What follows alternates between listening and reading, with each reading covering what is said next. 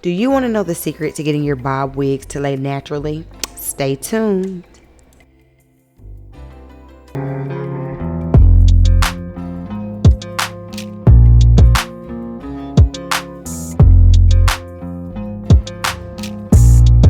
So my secret to getting a unit to lay flawlessly is to debulk it or to thin it out. I know a lot of times people are like, wait a minute, what? Thinning out your wig? That defeats the whole purpose.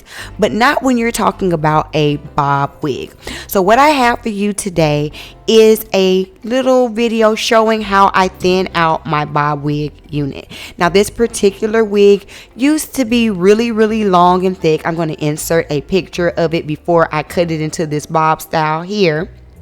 But after cutting it, in order for me to make sure that it looked natural, I had to go through and thin it out. I am using my thinning shears from Razor Chick Atlanta. Y'all check her out over there on Instagram because she is amazing at what she does. And I am sectioning this bob out piece by piece so that I can make sure that it's thin and lays naturally. I started on the bottom layer because this is a graduated bob and worked my way up. As you can see, I am thinning closely to the root. This is going to give me a little bit of volume, but also not so much weight towards the ends, and that is what you want when you're wearing a bob unit. So I'm going to show you what it looks like when I thinned out one side versus the other side. The right side is much thinner than the left, and you can see how it kind of lays closer to the mannequin head than the left side. So then I went over and thinned the left side as well. Again, you don't have to be shy when thinning out a bob unit, especially like as thick as this particular wig was, baby. I just went in there and went for the gusto.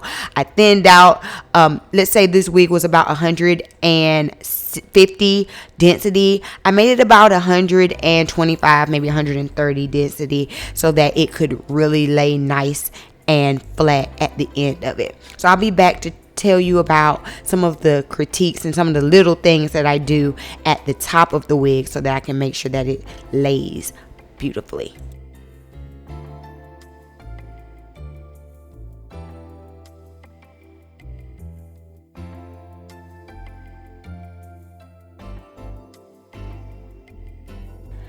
Side note, when you see me going in and thinning right there at the ends, I'm using a point cutting method. Now normally you would use this method with shears, but I like to use it with my thinning shears as well, just to give that extra flow and naturalness right there at the ends.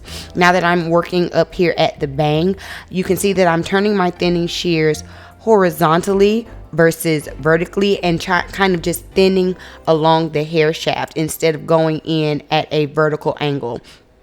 And this also helps me to have the bang lay more naturally, and y'all will see that in the end when you see me with the wig styled. So just a little fun technique, you know, something different that helps for the layering and the fringe to really look nice. Now right here at the top where again I have some layering, I am over directing the angle of this cut just so that when I do layer my hair and curl it, it'll have those pretty feather look that to me just gives a bob just that flair. You know what I'm saying? Also, I am cutting in an angle towards the back of the bob, again following the graduated angle of this particular cut. That way, even when it's thin, it will flow naturally. So this is the finished cut. This is how it looks styled and laid on my head. I hope y'all like this quick little video. Tell me, have you ever thinned your wigs before? And do you like this style? Her name is Stacy, honey, and she is here to slay. Thank y'all so much for tuning in, and I'm going to see y'all in the very next video. All right? Peace. Thank you for joining me for another video. If you would like access to the full video, become a beauty by joining the membership. Take a look around my website to see all the services that I offer. Then click the Join Today button to receive access to live streams, member-only content,